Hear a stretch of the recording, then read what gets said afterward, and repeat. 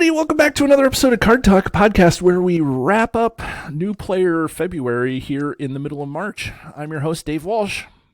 And I'm Grant Thompson, just along for the ride. And I'm Ted Bannock, and I'm sad that New Player February's ending. Sad about it. But all good things, gentlemen. Right? All good things come to an end. Yeah, it's okay. All good ends come to things. All good ends. Some stuff. We're gonna have a great episode for you today. It's gonna be really stellar. So stay tuned. I am actually very excited to talk about what we're gonna talk about. Yes. Now, guys, yes, this is no reason to get so hyper because I'm leaving the show. Wait, is this where you announce you're leaving the show? You're not leaving the show. Well, you've all said all good things must come to an end. So I'm bowing out. This is live on the air. Ted or Grant, you're not allowed, so that's good. Okay. Cut that. Cut Yeah, that. yeah, we'll just cut that part out. Right, yeah. Take that part out. Cut that part out. It's fine.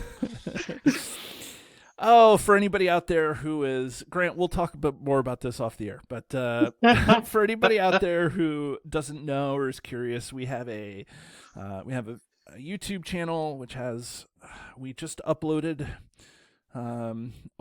We just hit over 400 videos solely about Lord of the Rings content. So you want to check out our video stuff. It's over at Card Talk and LOTR LCG podcast. So you can subscribe and hit the notification button over there. We have a podcast if you prefer to listen to us on your drive into work or on your commute or walking around the block or mowing the lawn or whatever. We have a podcast. You can subscribe to that, rate and review us so it pushes us higher up on the list, not because we want it, but just because it becomes easier for people to find us when that happens. And we have a blog. Matt does awesome work over at the blog.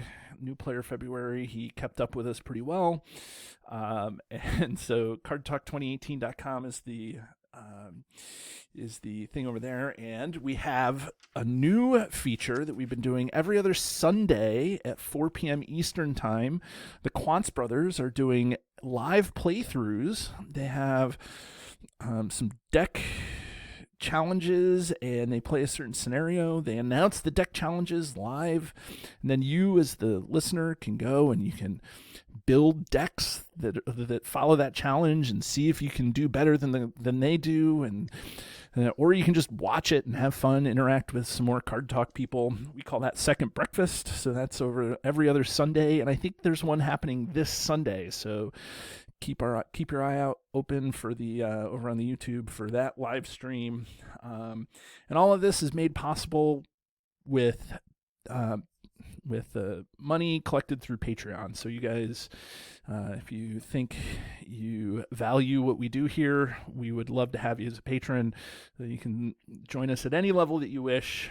We do give away big swag, and in order to get the big swag, you need to be a patron starting on or before the end of April. You have to join us before the end of April through October 1st. So if you do that, then you can get the big swag. Every patron gets a little piece of swag, but I wanted to make sure that we let you know that that's how you can give back a little to the community, and hopefully you value what we do.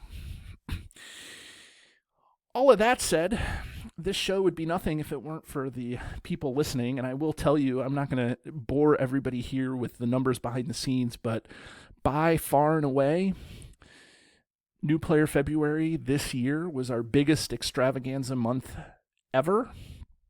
And it wasn't even close. Last year when we did Superlative February and we were talking about the best and worst in the game, like we practically doubled those numbers. So I think that that's a testament to what we're doing here, but I think it's also a testament to the community.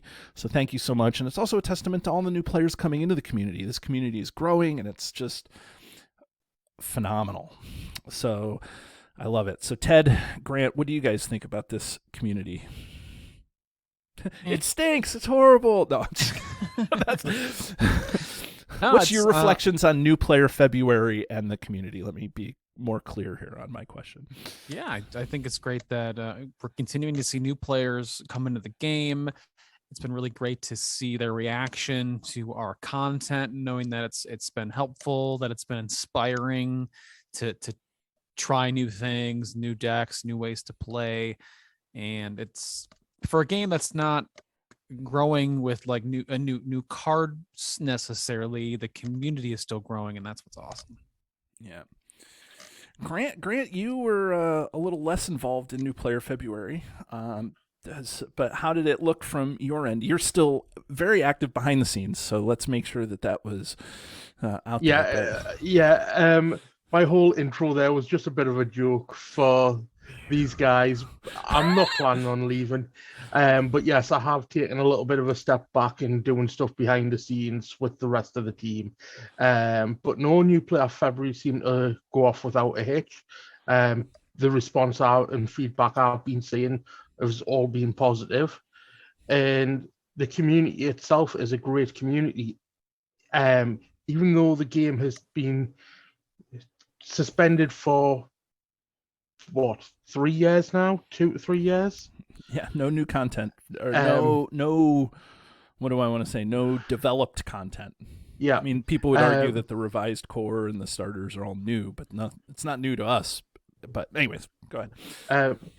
And just to see that influx of new players and like asking questions, wanting to see content being put out, it's really inspiring as a creator to put these videos out, and to get their feedback is amazing.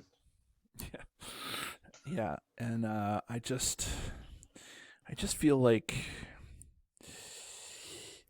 I don't know. I feel like we're doing something good, like for the community, and we don't really ask for anything in return either. So and that's the beauty of it. Yeah, and admiration. We also ask for money. Yeah. Well, we only fame, right? Responses. Yeah. Just hit the subscribe. Things. Just hit the subscribe button and turn notifications on. There's what shameless plug for the episode, and check us out at cardtalk2018.com and see Matt at the blog. Yeah, Grant isn't quitting; he's taking my job. It was great. So I think in retrospect, one of the things that we're known for was actually my favorite part of the whole time, and that was having the designers on the show. And I would say that our little niche in the community, I think everybody talks about cards when they do stuff, whether it's us or whether it's other content creators. Like, I think it's just natural to talk about cards and how they interact with the encounter deck and with each other and all this stuff. So I don't think that necessarily that's new, but I just think that our little niche is when we have guests on the show, and to have Jeremy come on, and Jeremy just blew it away in terms of numbers behind the scenes, how many views and how many downloads his episode got. It was crazy. Caleb coming on the show, he talks freely. We feel comfortable talking to him. That was my favorite part of the whole thing. Just talking to those guys about how the revised core set came to be. What was your favorite parts of New Player February? Ted, Grant?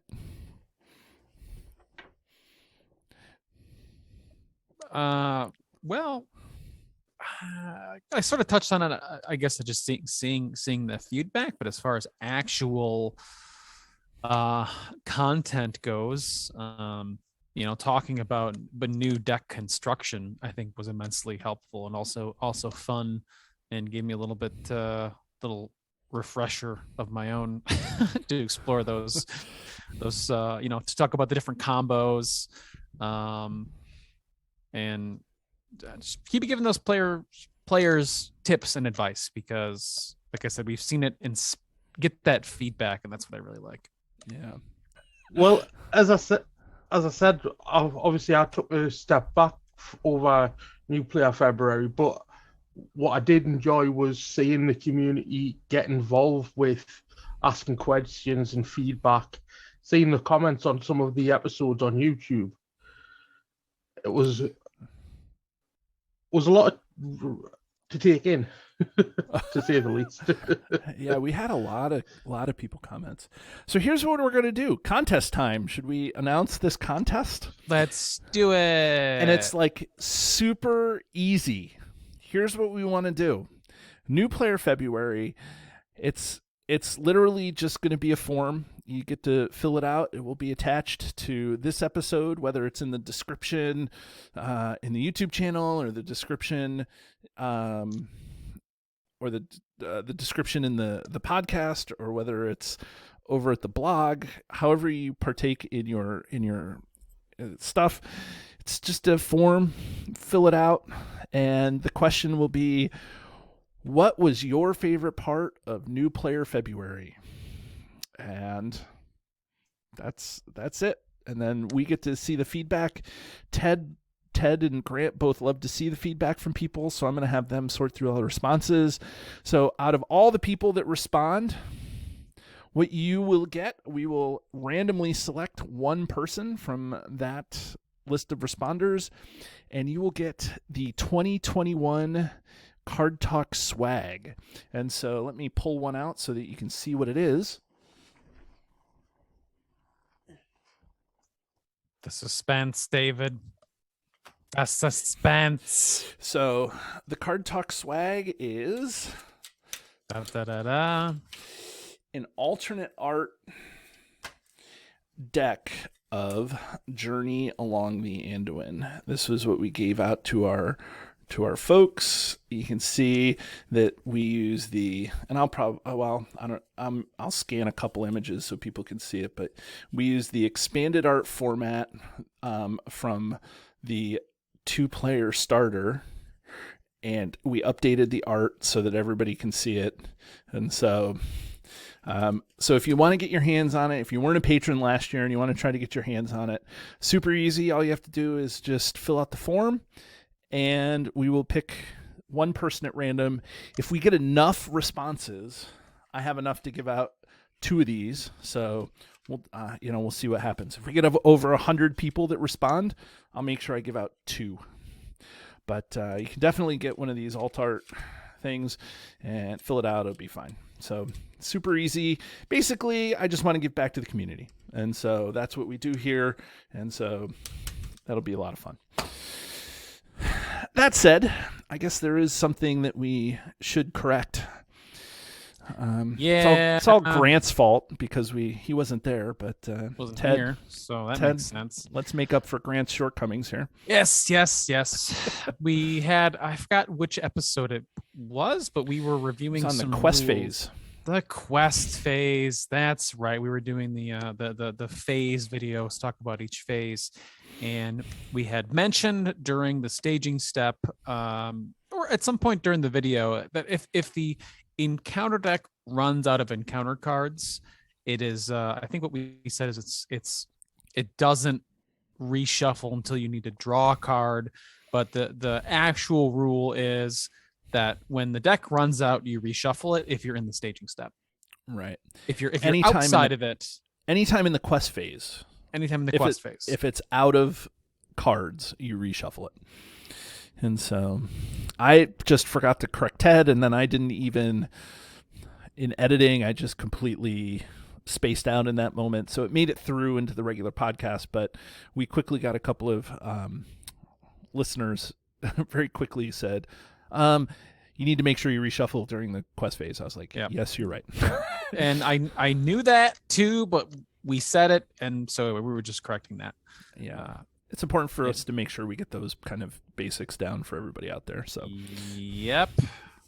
And just so everybody knows, we are just human. We all make mistakes.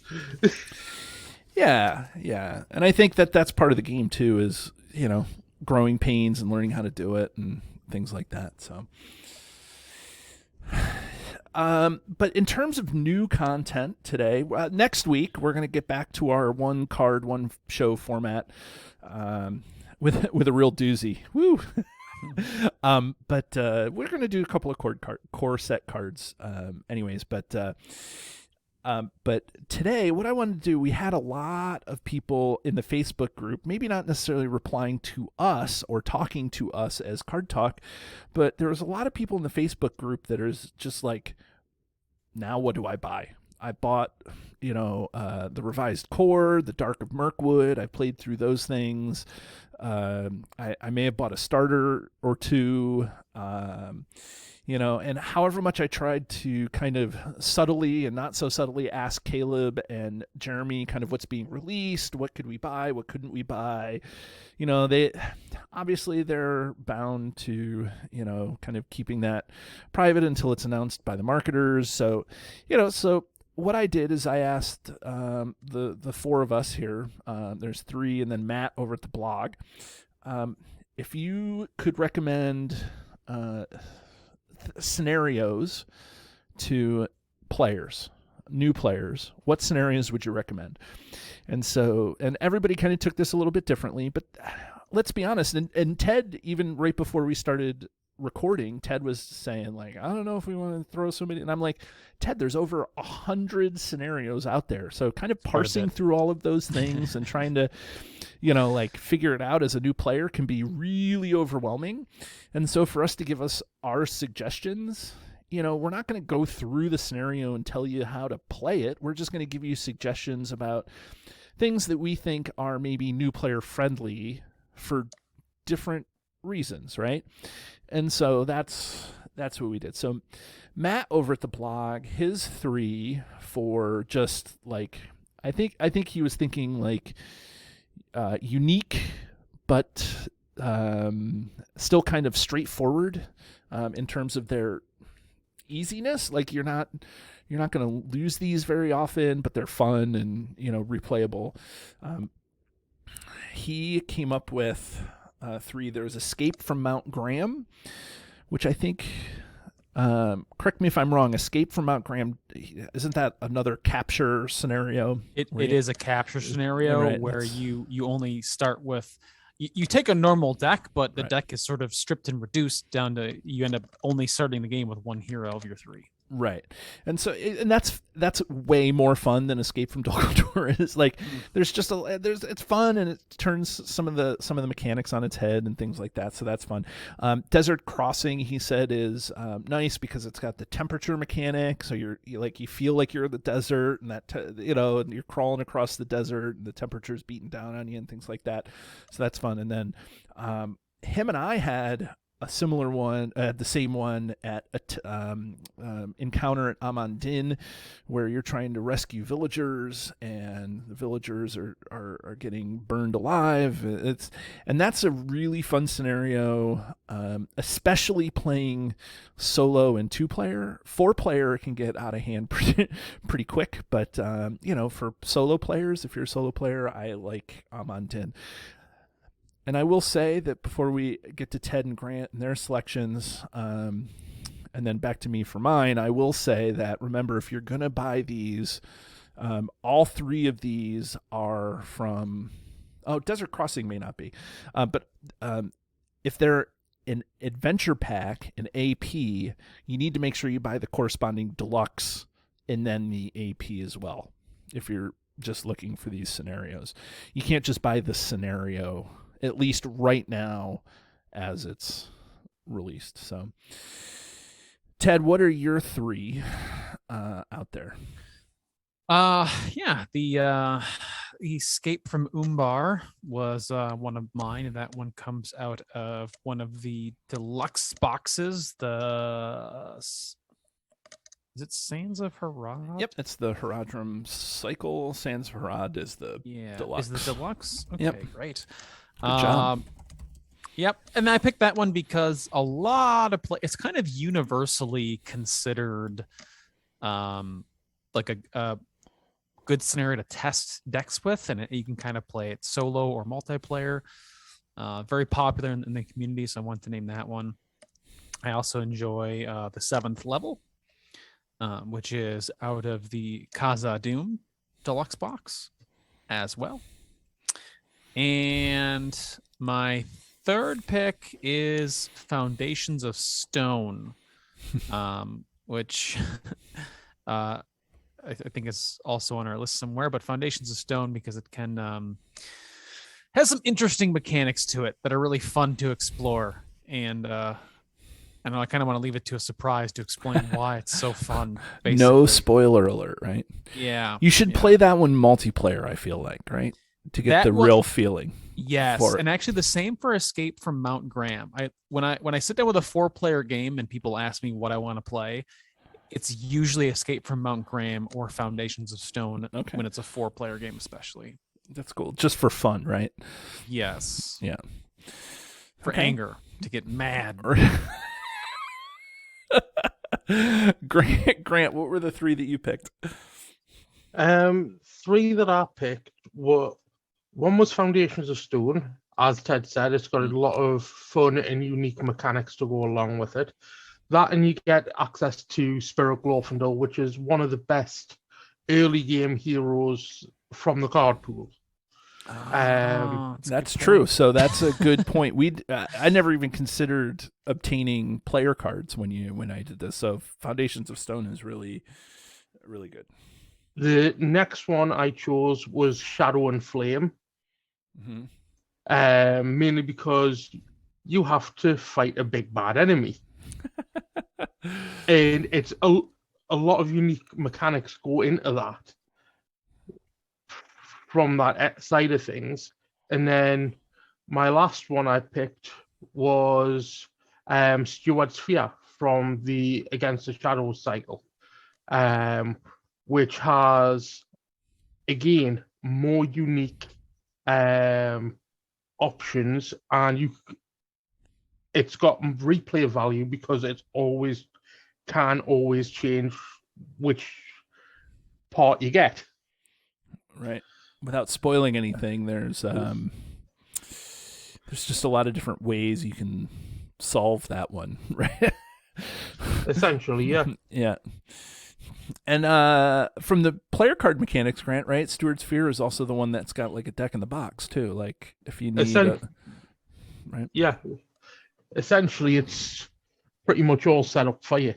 Yeah, I mean it's all the Outlands characters. Not all of them, but most of them are found in the Steward's Fear. Fair few of them are. And Ted's favorite card is also from that box. Right? My favorite card? Yeah, the Gondorian Shield is also in Steward's isn't that Fear. pack. Oh, that pack is a monster. I know. I know. It's a great scenario, and it's got the deck in the box, which I will say to new players and veterans alike, that like when it first came out, people, the real hardcore people really didn't love it because it was like, here's this OP thing, deck in a box, right? Just play Outlands and you can beat a lot of things. But now I think, that Outlands is still a great, what do I say? It's a great way to play, but I don't think it's necessarily overpowered. I think that the card pool and the scenario pool has caught up to it. And, there was an old saying, friends don't let friends play Outlands, but I think that you can play Outlands now and not feel like you're overpowering anything. I agree. There's especially certain scenarios really, really punish that. Yeah. And there's innately some setup that needs to be done with Outlands too. They all have one hit points and things like that. So yeah. So, my 3. I was glad that Matt talked about Amandine. I don't know the player cards that were in Amandine or the heroes that were in Amandine. But across the Entenmoors, I don't think anybody's going to get it for the hero. I think that's right. Hero Dory. Yeah, I think that's there. So, but across the Entenmoors, I really like that in the Angmar Awakened cycle. Like it has a new keyword that's specific to that scenario. Yeah, I mean, there's side quests and safe locations and things like that. Safe was what I was thinking of. And that's not spoiling anything. It's but I love that playing that scenario solo. I think it gets a little out of hand when you play a ton of people, but I like that scenario solo. You get to rip through. The Entmoors are known in the literature, in the source material, as being the place where like trolls are and things like that. So that's what you're fighting again. And my third one, I had Amandine also, and then Entmoors, and then the Mumakil. I really like the Mumakil, and so it seems like I really enjoy beating up on big beefy enemies. So the Mumakil is really interesting. I will spoil it because I think it's interesting. You have to capture an Oliphant as this for this scenario. So the deluxe the Haradrim cycle is really good in storytelling, right? So you get dumped off in Umbar, Ted's quest, and then you have to cross the desert, and then you have the long arm of Mordor seeking you out. But in order to get back across the desert, you have to capture a Mumak, and then you capture the Mumak and you race across the you race across the desert. There's just a lot of fun stuff in the Haradrim cycle. It's the second favorite cycle that I have. My favorite one's the Arid Mithrin cycle, but the Mumakil is super interesting, and it has a lot of replayability. There's a lot of different ways to beat it, and there is a side quest in there called Welcome to the Jungle. So that's always good. It's like, no, please, please. Yeah, if you like to sing when you play. Right. I'm like a Rohan character. I sing when I slay my enemies. So it's like there's apes and tigers and dragons. It's like oh my. Yeah. It's just so many pop culture references. You'll love it. I think when we had Aaron Fishbaugh on the show, he talked about it being the Jungle Book scenario, where you got Shere Khan and Blue coming at you and stuff. It's I don't know. Anyways, so those are my three. So, you guys can go back and listen to this, if you're looking for particular scenarios that we think are fun and, new player friendly because they're maybe on the easier side, or have interesting mechanics. I wouldn't say Shadow and Flame is necessarily the easiest scenario. There's some good tech for it, but it's got some fun mechanics, and you get to fight a big bad guy. So it's cool. So, and it's funny because we picked scenarios that were like all over the place. That's good. We didn't we're not all at like the Haradrim cycle or all in the Arid Mithrin cycle or something. We're all in the, we had a couple from Dwardelf, a couple from Angmar Awaken, a couple from the Haradrim, Each cycle has got its sort of picks of like, really fun ones that introduce new things, then also the ones that are just like slayers that are just brutal and you kind of have to tech against, and they're not necessarily new player friendly, but they'll introduce you to the world of LOTR LCG, right. how brutal it can be, but it's how brutal it can be. It's how well, part of the game is the strategy, right? It's coming up with strategies to beat the tough scenarios, or what tools do you have in your toolbox to solve the problem, and thinking about that is part of the fun. The challenge of the game is fun, right?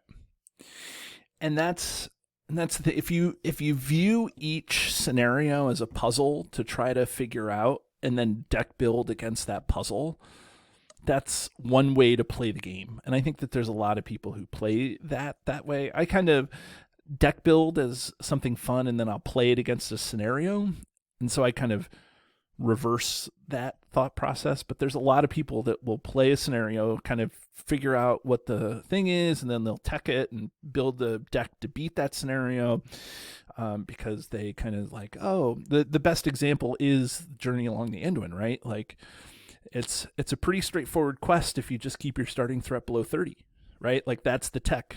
You pick 3 heroes that have low starting threat, and you can pretty much beat that scenario anytime you want. Like, later scenarios, they go into way more techie things, way more ways to tech stuff. I'm surprised nobody picked the Temple of the Deceived as being fun. Wait, Temple of the Deceived, is that the map one? That's the map one. Yeah, that's super interesting and super unique. I've never seen another card game do something like that. I was thinking of Temple of Deceive, but at the same time, it's so unique. Yes, it's a good experience for players, but you got where I chose Stuart's Fear. There's a couple of quests similar to it, especially later on in the card pool in the game's life. Yet there's only ever one of the Temple of the Deceived, so it might throw people off if they were looking for a similar quest to that. Yeah. Hence why I chose Stuart's Fear over Temple of the Deceived. Now, I think Temple of the Deceived is probably one of the better written quests that they've done. But for new players coming into the game, I'd probably, like I say, Foundations of Stone is probably for replayability, one of my favorite quests in the LCG. Right. Yeah. I remember playing Foundations of Stone and just being like, whoa, okay, that's cool. Yeah. And at the time of this recording, there is, I think I'm going to give a little disclaimer too about what we're recommending, because at the time we're recording this, the only thing that's sort of out, we have the revised core set and we have those starter decks, but the wide unconfirmed rumor based on other product releases from Fantasy Flight Games is that there's a good chance a lot of these quests and cycles will get repackaged in some fashion. Because that's mostly based off, that's because Arkham Horror LCG, sort of a sister product to Lord of the Rings, has been announced, and that's what they're doing. May even be out, but so you may even get a chance to get some of the stuff in newer packaged ways. Yeah, and if you get the new stuff and some of these quests are in there, you may want to hit these quests first as opposed to going in a particular order, and going in the order, 1 through 6 or 1 through 9, because they're. Yep. You don't have to play them in the campaign order, and you don't have to play them in the campaign mode. You can just play them as a regular scenario. So I don't know. It's just I see a lot of people asking for where to go next.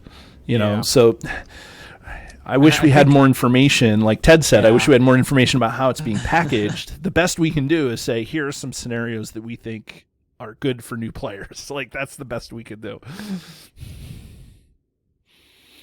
Yeah.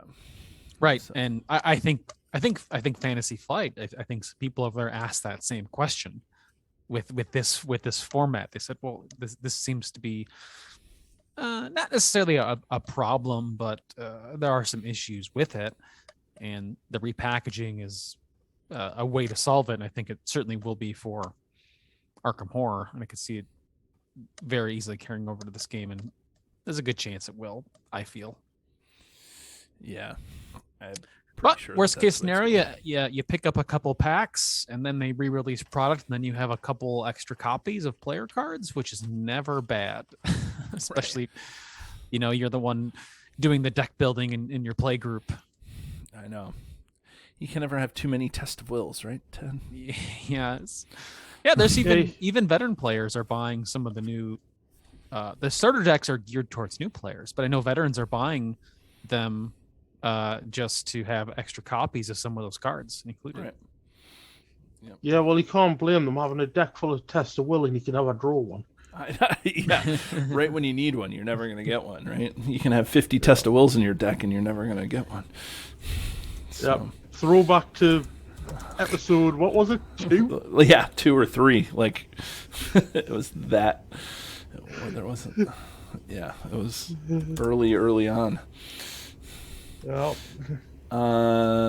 Yeah, so that's really what we want to do here, is just kind of put a bow on what we did. And I also wanted to reach out to all the new players, new veterans, whoever you are, international, not international, domestic, whoever you are, Extra dimensional, right? If you're part of the multiverse, right?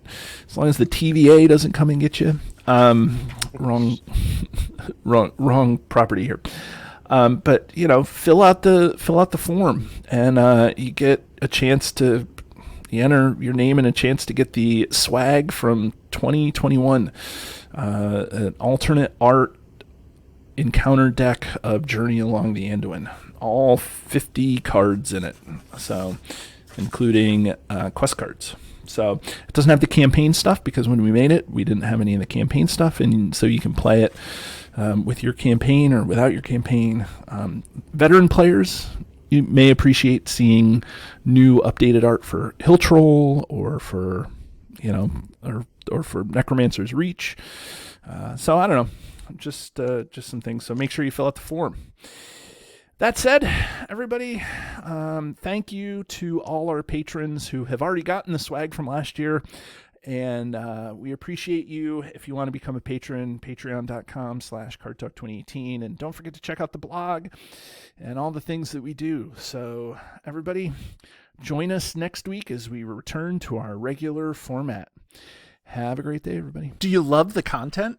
Here's what you can do to stay connected. Become a patron. The money collected through Patreon goes into keeping the lights on here at the podcast. We love our patrons, and you can join at many different levels. Visit patreon.com/cardtalk2018. You can subscribe to us, whether you're watching our YouTube channel or you're listening to us in your favorite podcatcher. Hit the subscribe button to get notifications of all our new episodes. Didn't know we were an audio podcast? Find us by searching Card Talk to get access to our 120 plus regular episodes. Didn't know we were a video channel? Find us by searching Card Talk LOTR LCG on YouTube, and there you can find not only our regular episodes, but you can find our bonus playthroughs and other content related to the game.